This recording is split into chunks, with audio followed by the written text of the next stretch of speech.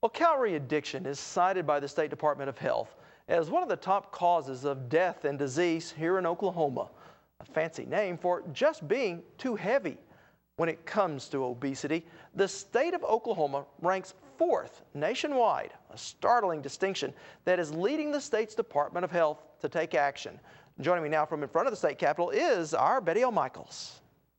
Well, Rob, the most obese, it's a title no state wants, but one that the state of Oklahoma has been given by the CDC. So to help fight the disease, state officials are taking action and hoping Oklahomans do the same. Valerie McBane is stepping on the scales a lot more these days. She is part of a wellness group trying to lose weight.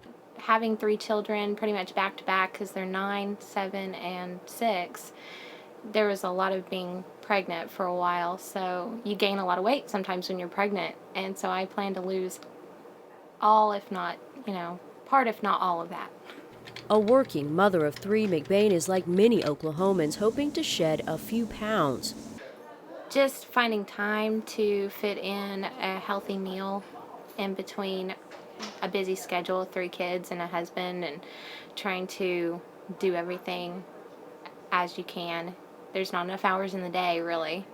Valerie's story isn't unique. A growing number of Oklahomans are fighting the battle of the bulge. Recent statistics show 30% of the state's population is obese. Landon Norton is a nutrition coordinator for the state health department.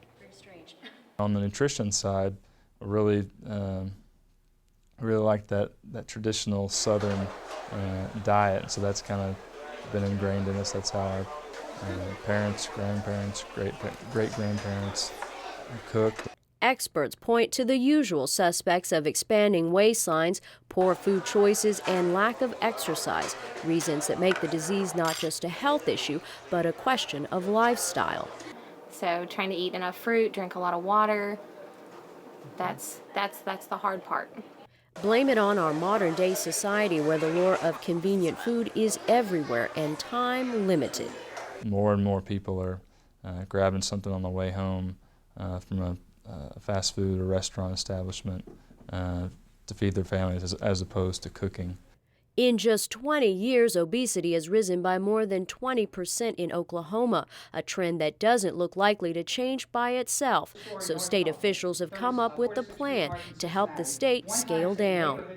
There really needs to be a multidisciplinary, multi-agency effort at this, because it does involve how our society, and our culture here in Oklahoma functions. With so many Americans waging a war on weight, there may be comfort in numbers, but it's a comfort that Valerie, for one, is working to lose. At the end of the day, I would like just to be more healthy and get into some clothes I haven't been able to get into for a while. Of course, Rob, all this is happening when healthcare is at the forefront, but one thing's for sure, experts say when it comes to obesity, small steps can make a big difference. So, Betiel, what is the state's ultimate goal with this health improvement plan? Well, state officials are hoping to find themselves in good company by 2014. They're hoping to climb to the top tier of healthy states in the nation. All right, good story. Thank you, Betiel.